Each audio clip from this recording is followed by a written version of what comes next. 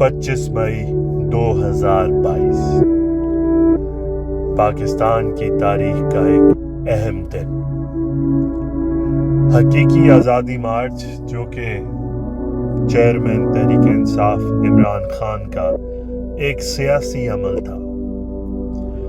پورے ملک کی عوام کو شعور دے دیا گیا تھا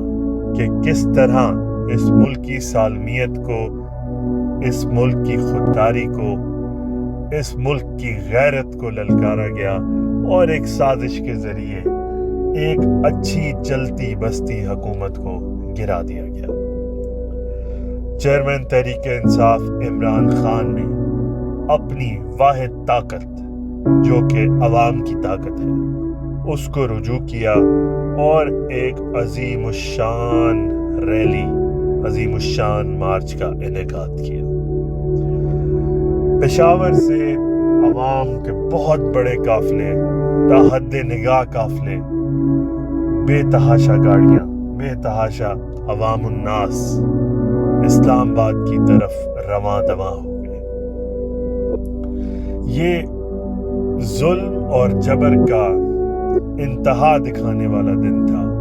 جب خیبر پختونخوا کی حدود اس قافلے نے پار کی اور پنجاب میں داخل ہوا تو اس پر جبر کی انتہا کر دی گئی۔ بچوں، عورتوں، مردوں میں کوئی فرق نہ دیکھا گیا، سب کے اوپر شدید شیلنگ، سب کے اوپر شدید لاٹھی چارج اور گولیاں برسائی گئی۔ لیکن تاریخ گواہ رہے گی کہ یہ ایک ایسا دن تھا جس نے تحریک انصاف کو ایک بہت بڑی جماعت بنا دیا۔ کل تک مخالفین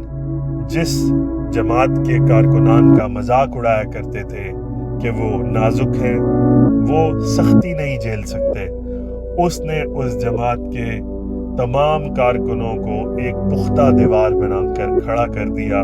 جو کہ ہر قسم کا ظلم سہنے کو تیار تھے، اپنے قائد کی ایک آواز پہ لڑنے کو تیار تھے اور اپنے حق کے لیے جنگ کرنے کو تیار تھے۔ دیکھنے والے بتاتے ہیں بہت بہت برے واقعات دیکھے گئے، 4 سے 5 لوگوں کو جان کی بازی ہارنا پڑی،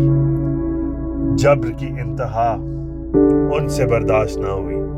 اور وہ چل بسے۔ ان کا نام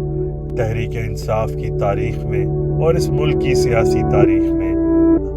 ہمیشہ یاد رکھا جائے گا۔ یہ 5 لوگوں کی اموات ہر کارکن کو ایک حوصلہ دے رہی تھی کہ ہمارا نہ ڈر بہادر لیڈر عمران خان،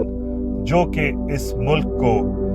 اونچائیوں پہ لے جانا چاہتا ہے، اس ملک کو ترقی دینا چاہتا ہے، اس کی آواز کے لیے اس کو دیکھتے ہوئے جوش ولولے کے ساتھ اسلام آباد کی طرف رواں دواں تھے۔ ایسے مناظر اسلام آباد کی حدود میں کبھی نہیں دیکھے گئے۔ جب رات گئے اسلام آباد کی آبادی، اسلام آباد کے باسی باہر نکل کے قطار در قطار اپنے لیڈر عمران خان کا انتظار کر رہے تھے۔ 24 گھنٹے ہونے کو تھے کہ یہ مسلسل قافلہ چلا جا رہا تھا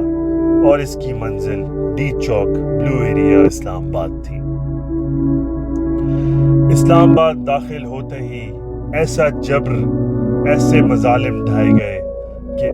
قائد عمران خان نے یہ سوچا کہ اگر میں سینٹورس شاپنگ مال کے آگے سے ایک بھی قدم بڑھاتا ہوں تو میری عوام کا قتل و غارت کر دیا جائے گا، اور انہوں نے عوام کے حق میں یہ مارچ مکمل کرنے کا فیصلہ منسوخ کیا اور عوامی رائے لیتے ہوئے اس کو منسوخ کر دیا۔